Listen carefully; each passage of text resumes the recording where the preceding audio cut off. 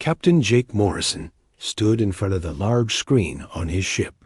The blue glow from the display made his tired face look even older than his 50 years. He had been in space for most of his life, but he had never seen anything like what was showing up on his computer right now. The Liberty's Edge was humanity's newest exploration ship. It was big, fast, and had the best equipment Earth could build. Jake had been proud to command it when they left Earth 6 months ago. Their job was simple: explore new star systems and look for signs of alien life. What they found was much more than they expected. Lieutenant Amy Clark sat at her desk nearby, typing fast on her keyboard. She was young, maybe 28, with short brown hair and smart green eyes.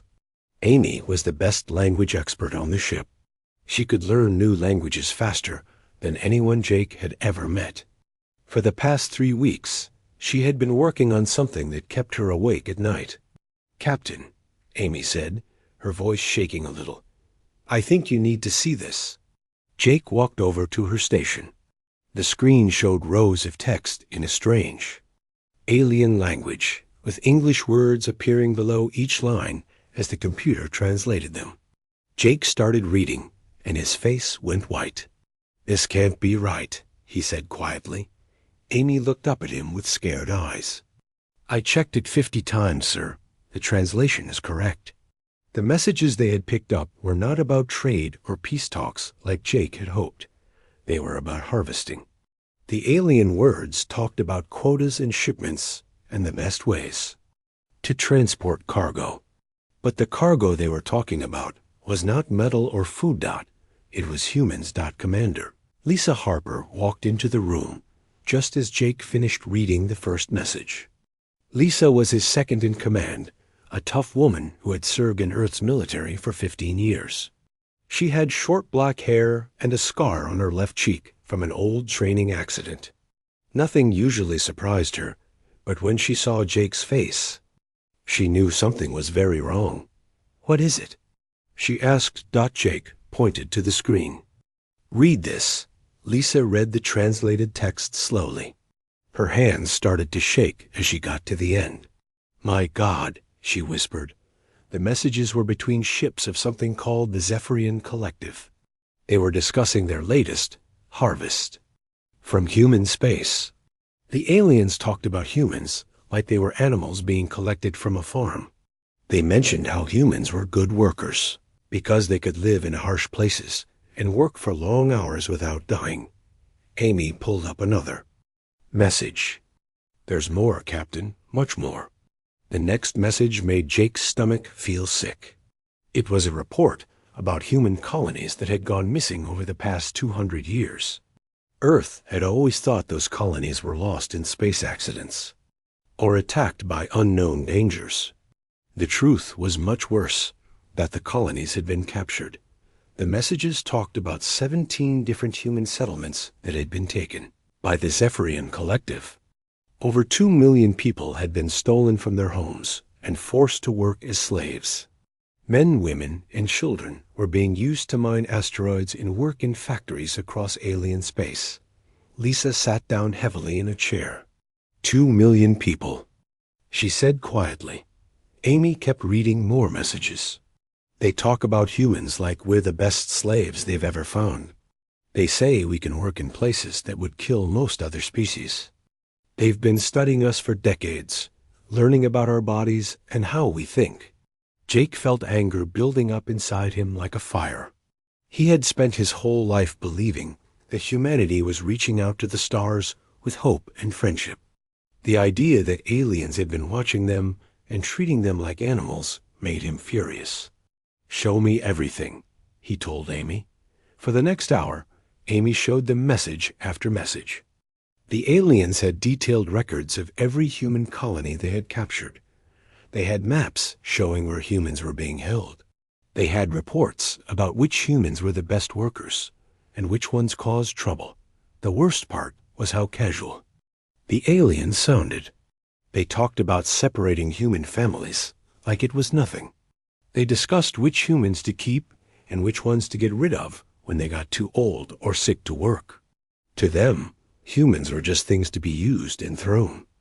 A Way.1 message showed pictures from a mining station. Jake could see humans in dirty clothes, working with heavy machines in a place with no air to breathe. They wore masks and worked in groups, mining rocks from asteroids. The humans in the pictures looked tired and thin, but they were still working. "That's Ben Parker," Lisa said suddenly, pointing to one of the workers in the picture. Jake looked closer. "You know him?"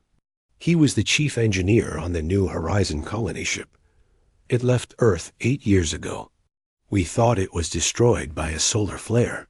Lisa's voice was angry now. "He's still alive. They're all still alive." Amy found more pictures from different mining stations and factory ships.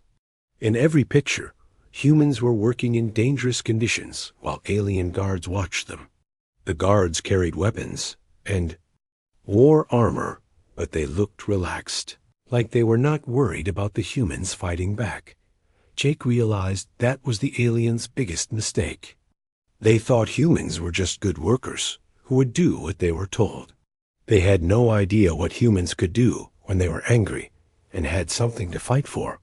"Captain," Amy said, "there's something else. The messages talk about Earth." Jake's blood went cold. "What about Earth?" Amy showed him a new message. "They're planning to come for us. The collective thinks Earth has too many humans just sitting around doing nothing. They want to capture more of our people."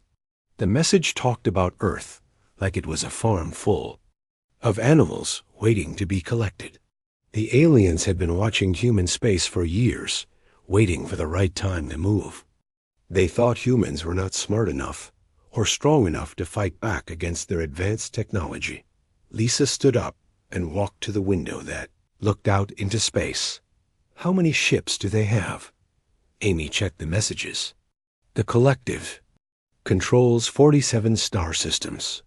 They have hundreds of ships and thousands of mining stations.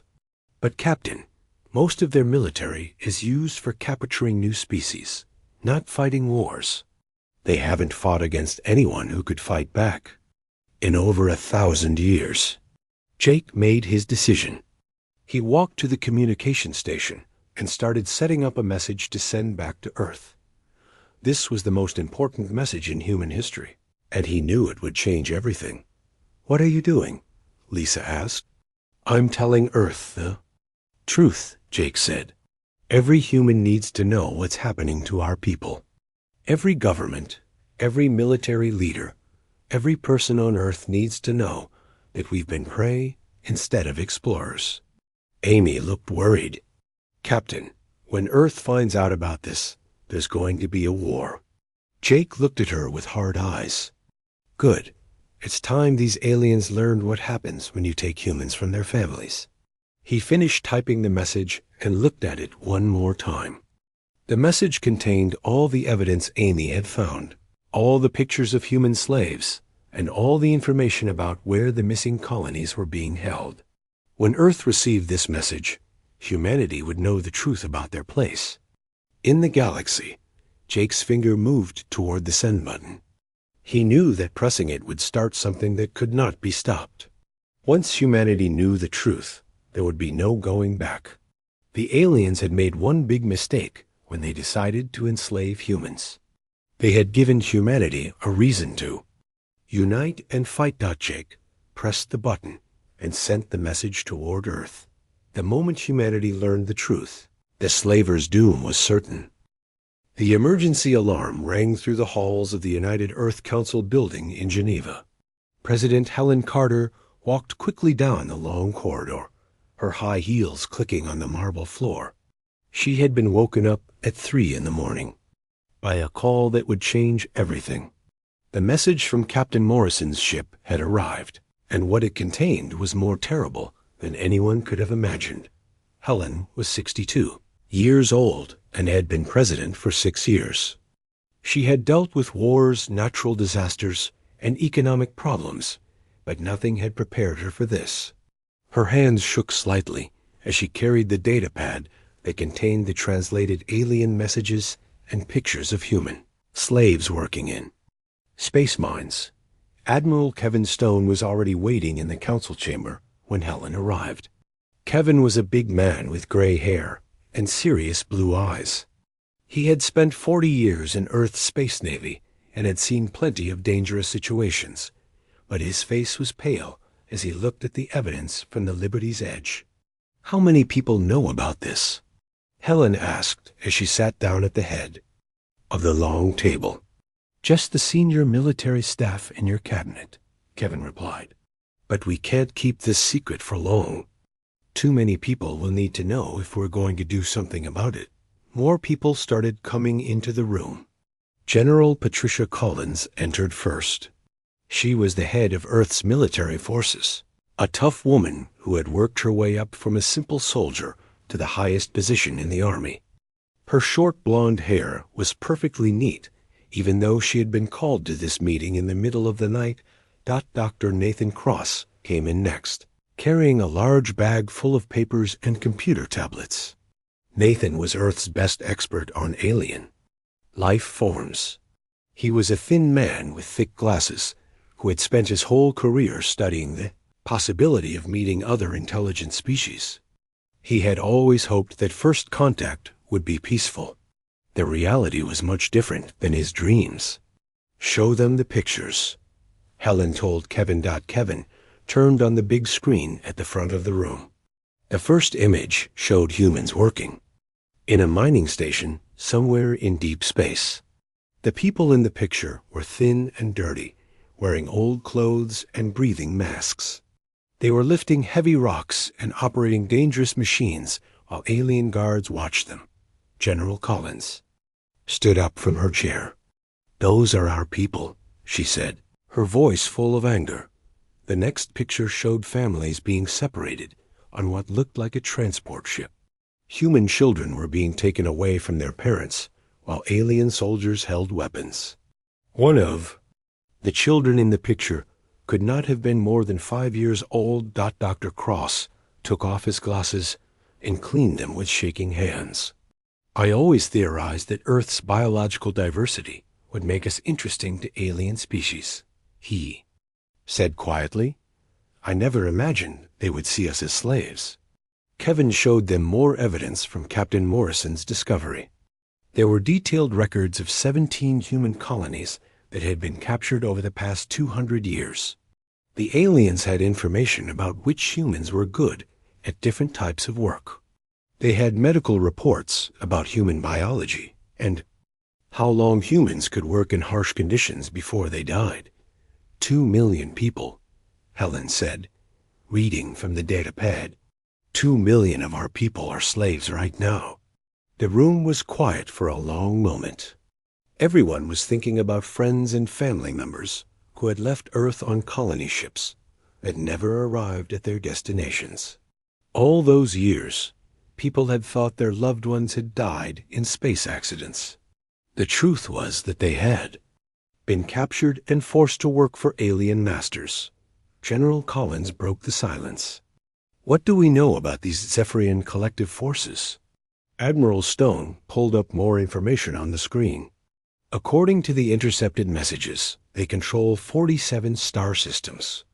They have a large fleet, but most of their ships are designed for capturing and transporting slaves, not for fighting wars. Their military doctrine is based on attacking species that don't have space travel technology. They've never fought against anyone who could fight back, Dr. Cross added. The messages show that they've been doing this for over 1,000 years, but always against primitive civilizations. Helen looked around the table at each person.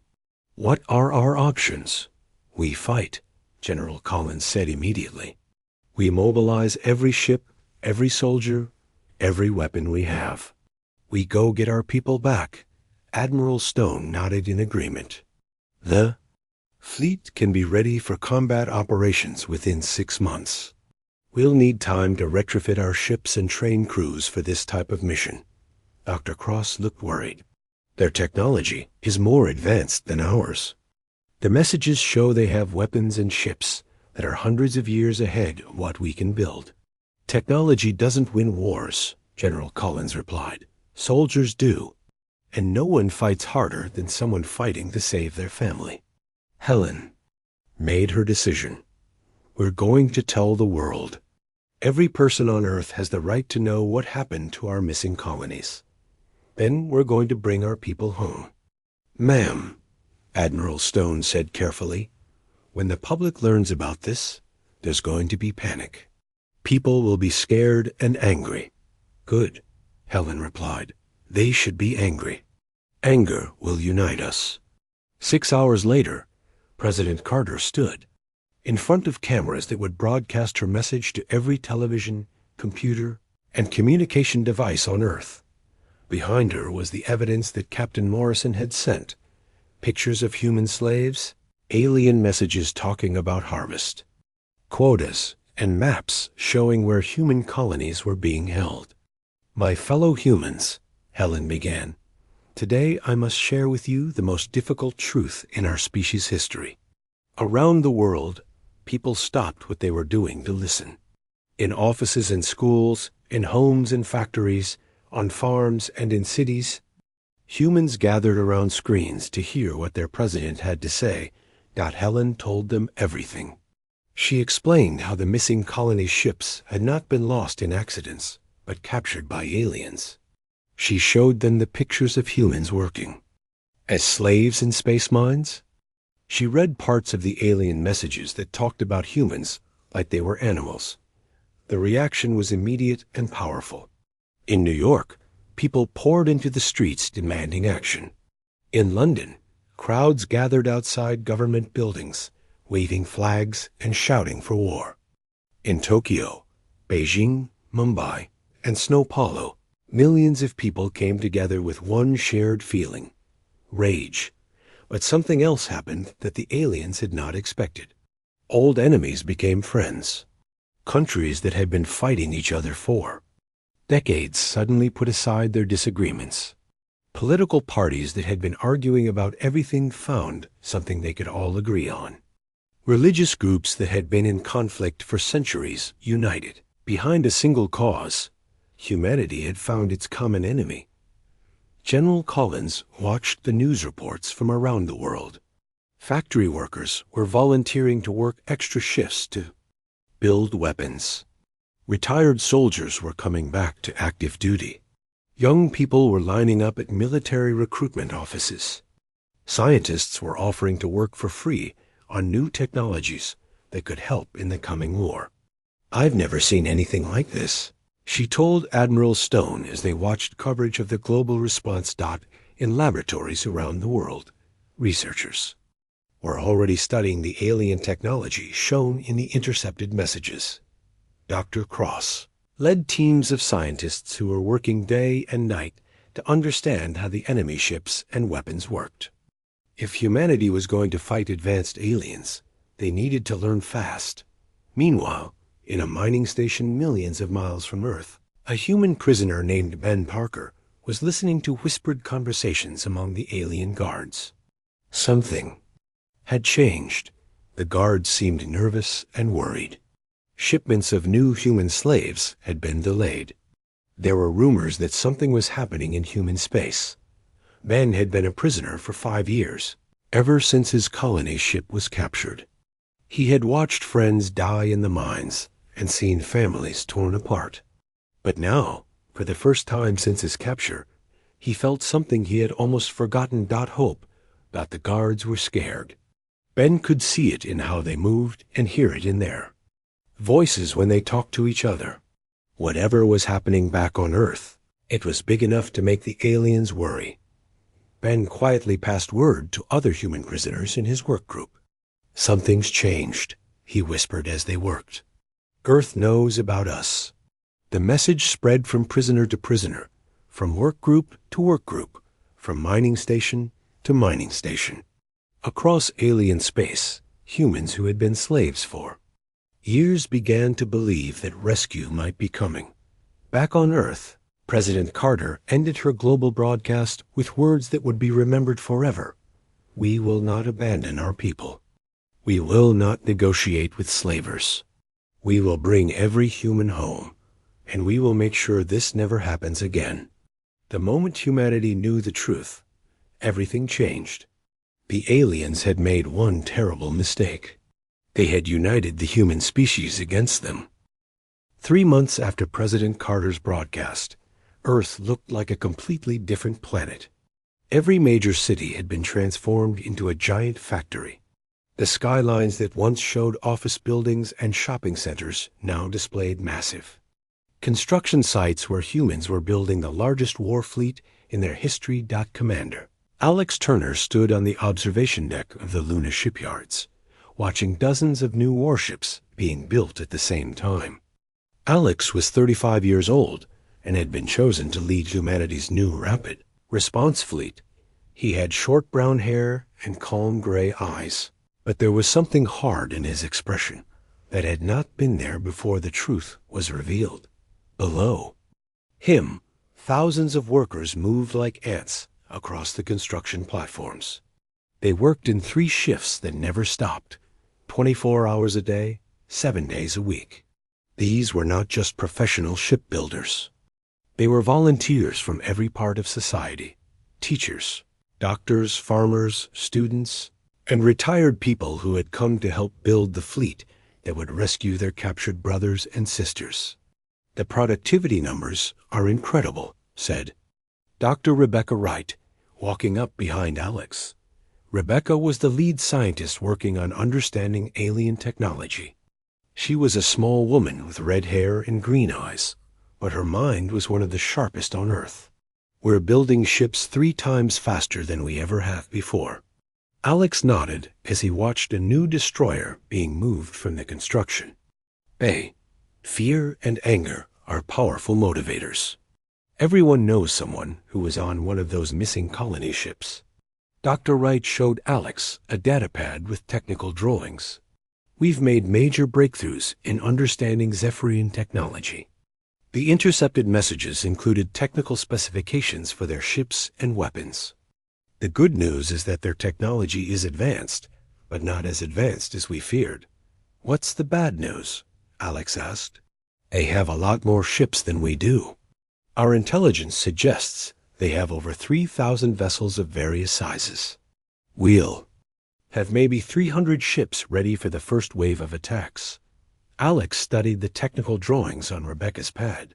The alien ships were built differently than human vessels. They were designed to be intimidating and to carry large numbers of prisoners, not to fight other warships. Their weapons were powerful, but meant for destroying the defenses of primitive planets, not for ship-to-ship combat against an enemy that could fight back. "What about their defenses?" Alex asked. Rebecca smiled for the first time in weeks. "That's where we found their biggest weakness. Their ship systems are highly centralized. If we can disable their main control center, the entire ship becomes helpless. They've never had to worry about boarding parties or cyber attacks because they've only fought against primitive species." Across the solar system, similar scenes were playing out on Mars, Europa, and every other human settlement. The asteroid mining stations that had once extracted resources for peaceful purposes were now focused on gathering materials for weapons and armor. The research stations that had studied the stars were now studying ways to destroy alien ships. On Earth, General Collins walked through the command center that had been built under the Swiss Alps. The underground facility was bigger than most cities, with rooms full of computers, communication equipment, and strategic planning areas. Hundreds of military officers from every nation on Earth worked together, sharing information and planning the rescue operation. "Status report," Collins said to Colonel Frank Murphy, her chief of staff.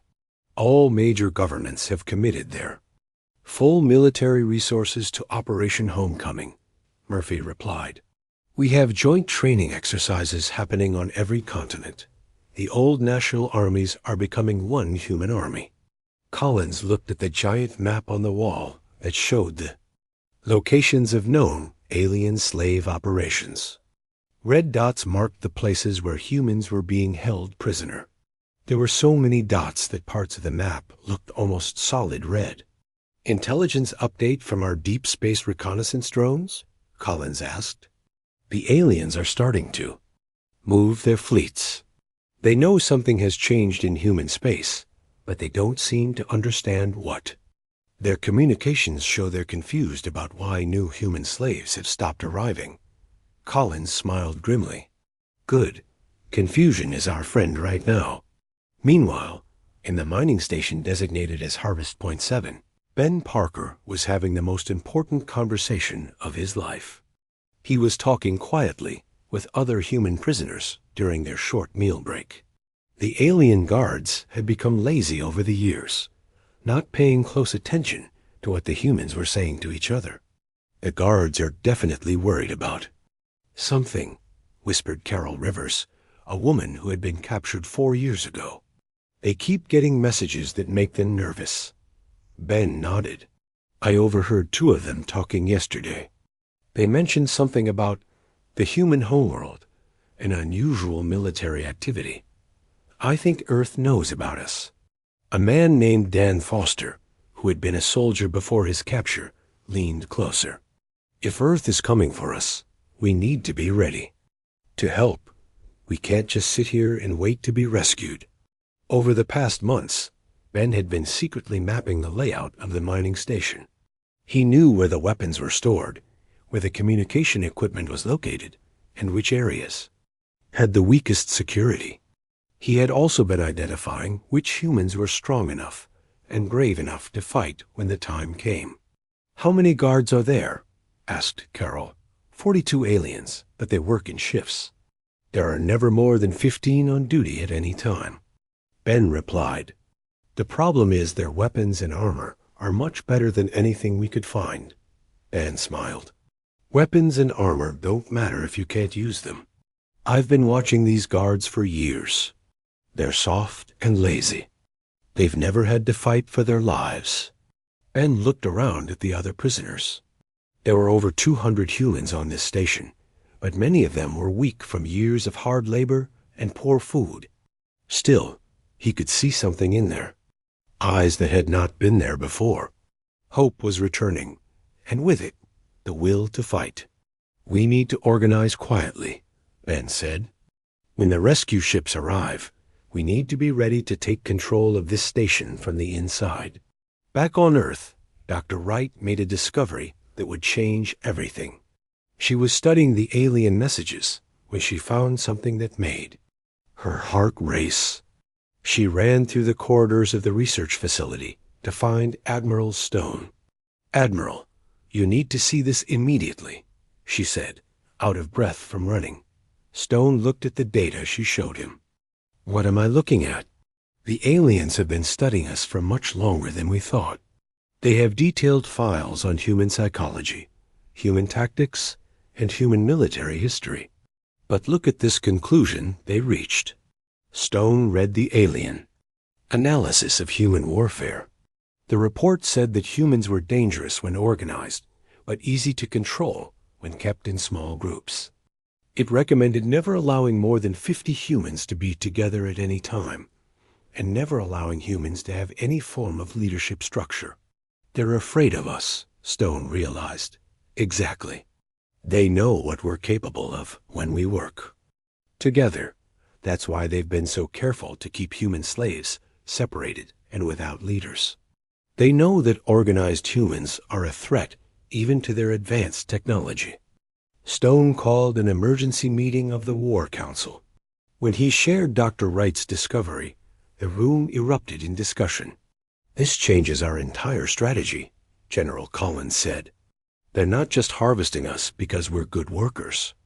They're harvesting us because they're afraid of what we might become. Commander Turner nodded. It means they'll fight harder than we expected when we come for our people.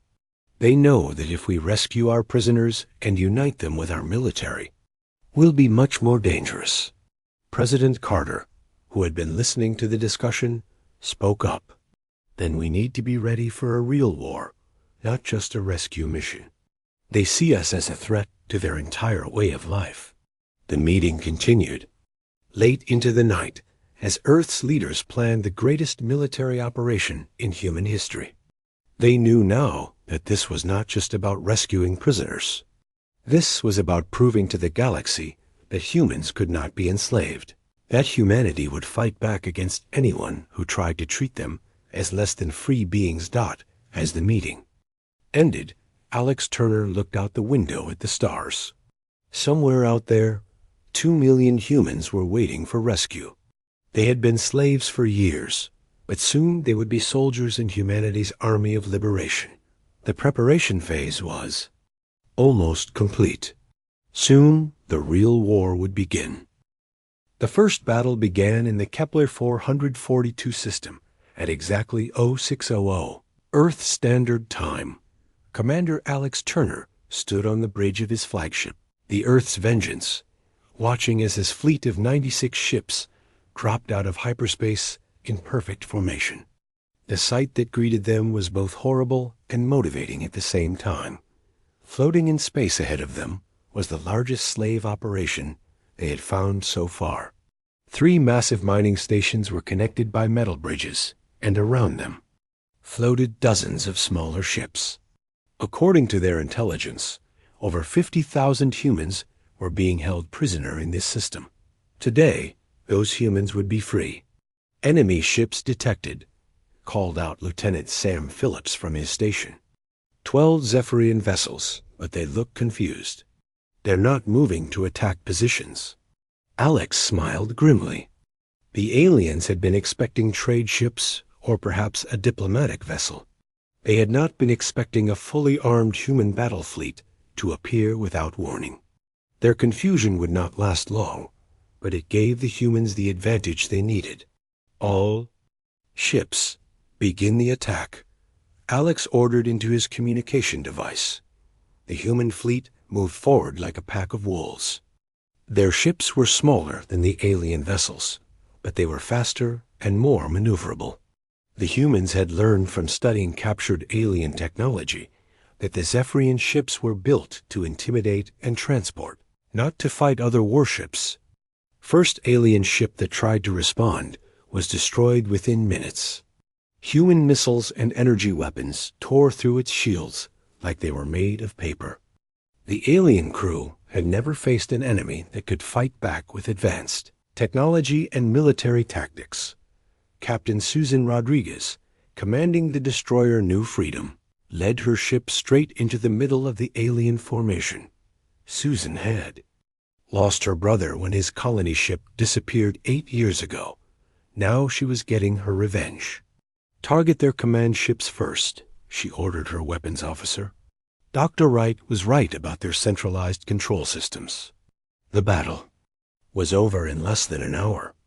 The Zephyrian ships were powerful, but their crews had grown lazy and overconfident after centuries of easy victories against primitive species. They had never trained to fight against an enemy that understood modern space warfare. As the last alien ship was destroyed, Alex ordered his Marines to board the mining stations. What they found there made even the toughest soldiers angry enough to fight with their bare hands. The stations were worse than the pictures had shown. Humans were working in conditions that would have killed most other species. They were thin and weak from years of poor food and hard labor. Many of them had scars from injuries that the aliens had not bothered to treat properly. Captain Jake Morrison, who had discovered the truth about the slave trade 6 months ago, led the first boarding party onto the main mining station. He found Ben Parker in the engineering section, where Ben had been secretly preparing for this moment for months. "Are you Ben Parker?" Morrison asked the scarred man, who was holding a piece of alien equipment that he had turned into a weapon. "That's... Ben replied with a tired smile. "Took you long enough to get here." Morrison looked around at the other humans who were gathering behind Ben. They all looked weak and tired, but there was something dangerous in their eyes. These people had been slaves for years, but they had not been broken. "We've already taken control of the guard stations," Ben said. "My people have been planning this for months. We were just waiting for you to show up." Morrison was amazed. "You organized a resistance?" Ben nodded. 200 humans on this station, and we've been talking to people on the other stations too. When we heard the guards getting nervous about Earth, we knew it was time to get ready. The rescue operation went faster than anyone had expected. The human prisoners had already done most of the work of taking control of the stations. They had captured the alien guards, disabled the security systems, and gathered intelligence about other slave operations in the area. Dr. Wright, who had come along to study alien technology, was shocked by what she found in the station's computer systems. The aliens had detailed records of every human they had captured, including personal information, work assignments, and medical records. "This is incredible," she told Morrison as they looked through the data. "They have the location of every human slave operation in their territory. We can use this to plan attacks on all of them." But the most important discovery was a data chip that Ben Parker handed to Morrison. Ben had been secretly copying information from the alien computers for years, building a complete map of the Zephyrian slave network. 17 systems, Ben sighed. Over 2 million people.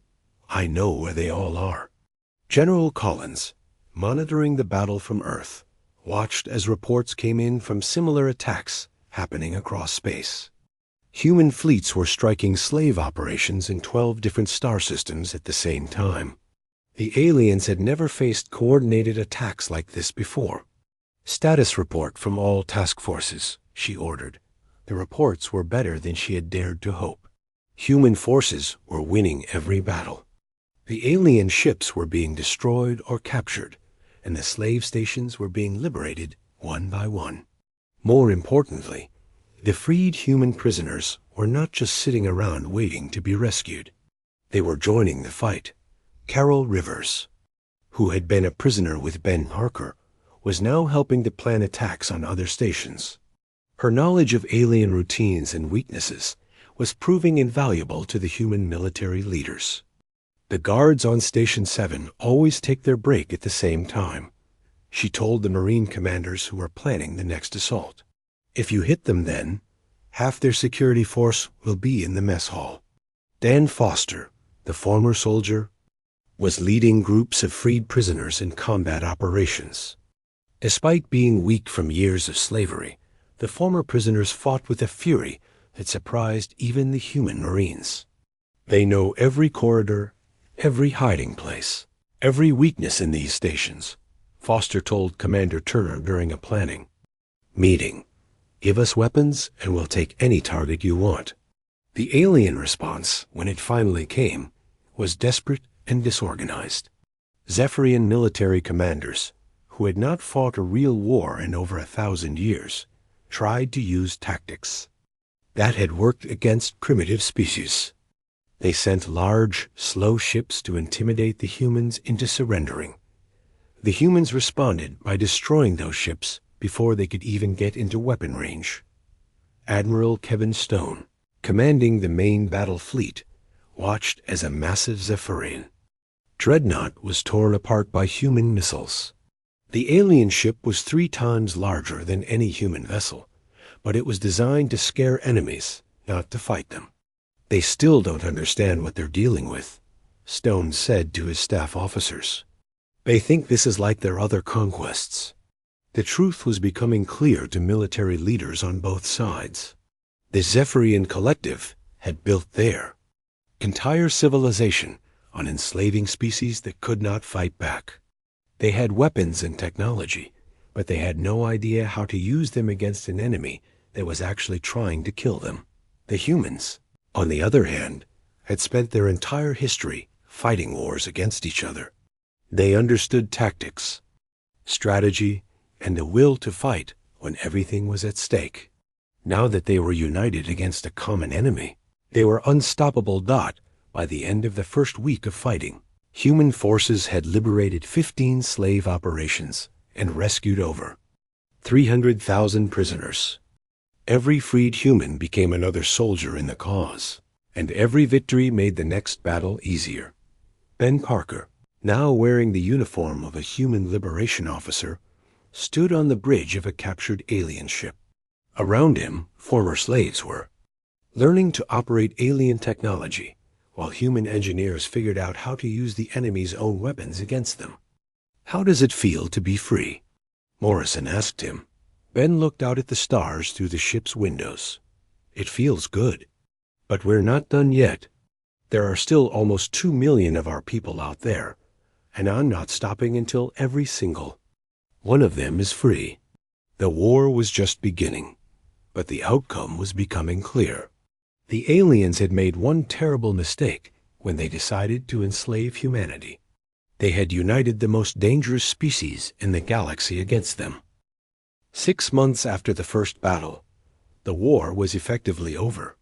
Admiral Alex Turner stood on the bridge of his flagship as it approached the homeworld of the Zephyrian Collective.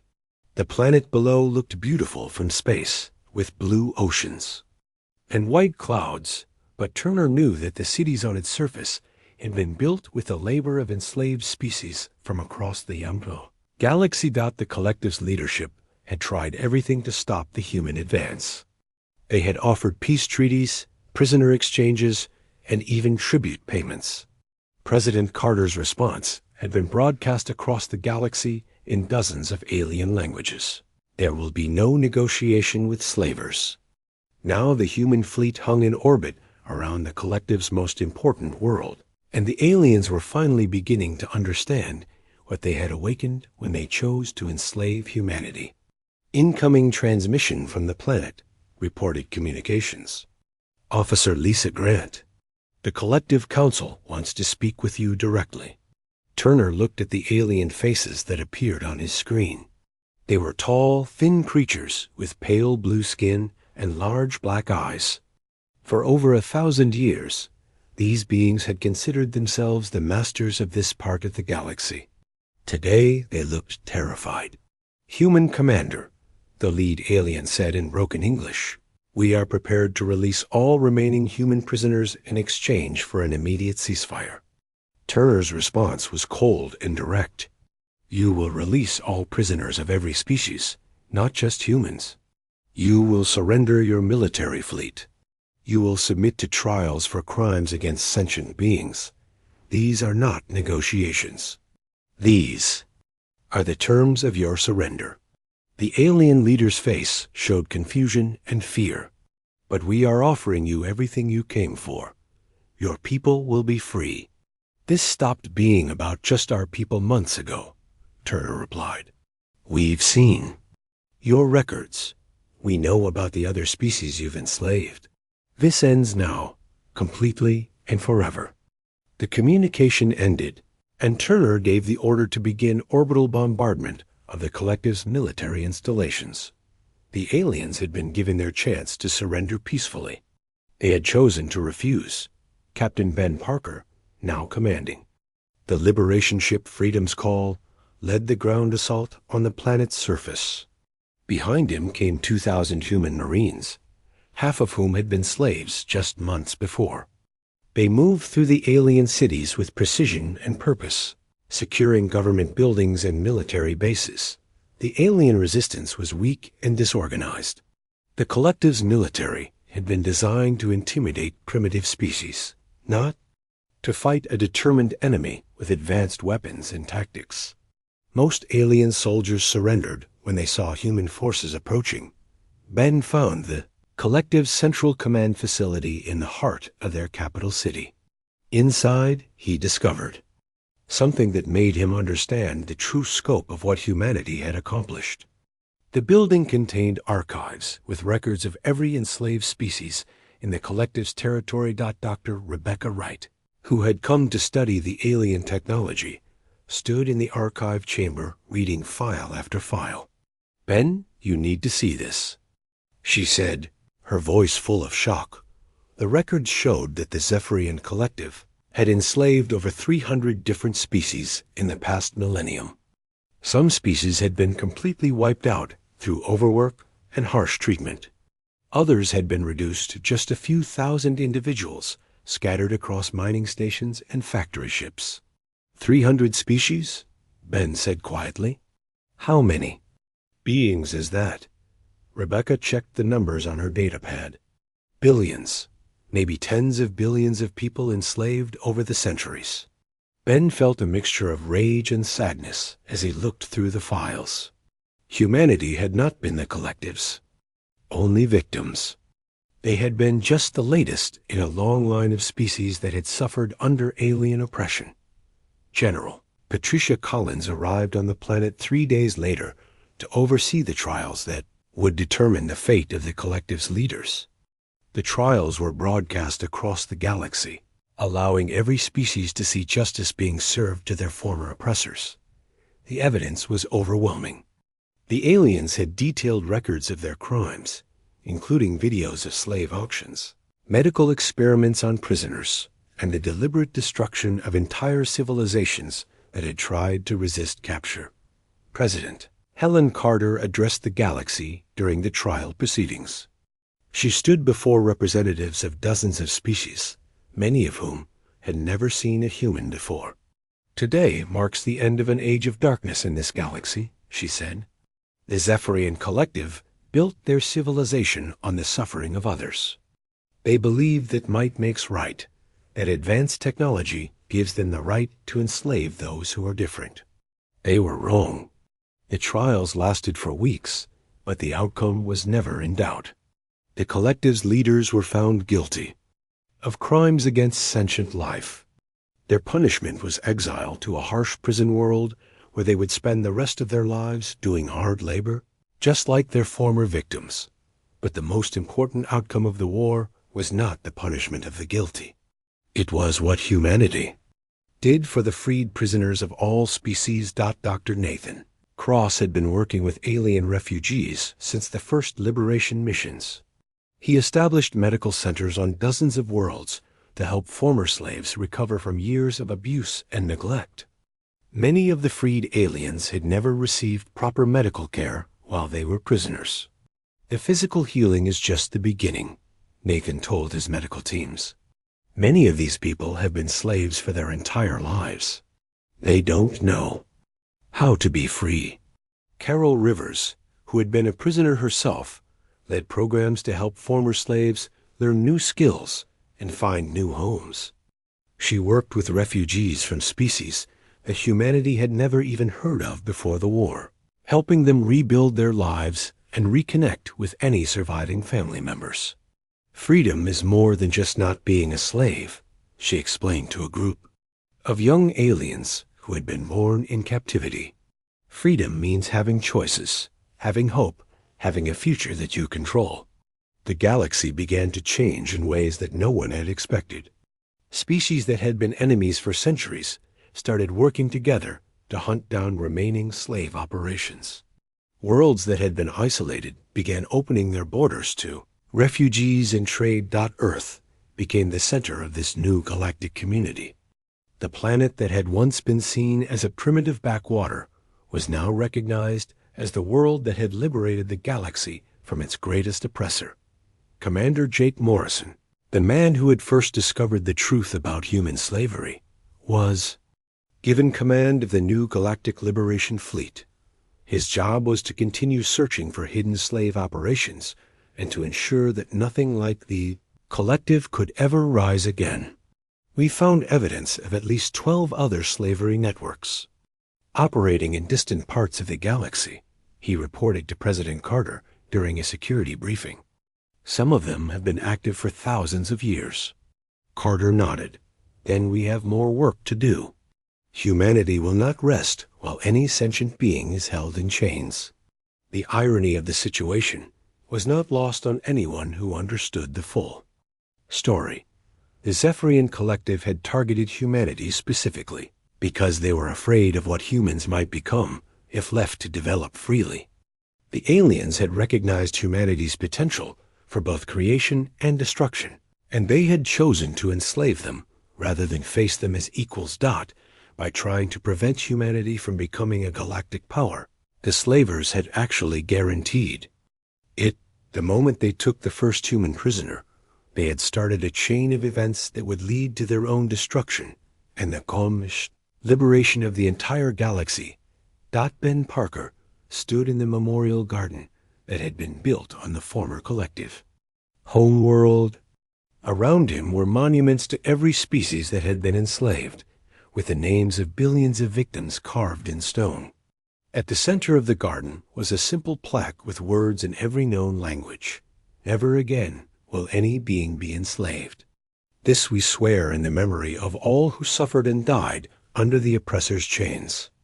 As Ben walked through the garden, he thought about the 2 million humans who had been rescued and the billions of other beings who are now free. The galaxy was a different place than it had been a year ago. It was a place where freedom was, protected by those strong enough to defend it. The slavers had made one final fatal mistake. They had believed that humanity would be content to rescue their own people and return home. Instead, humanity had appointed itself the guardian of freedom. For every species in the galaxy, the moment humanity learned the truth, the age of slavery had ended forever.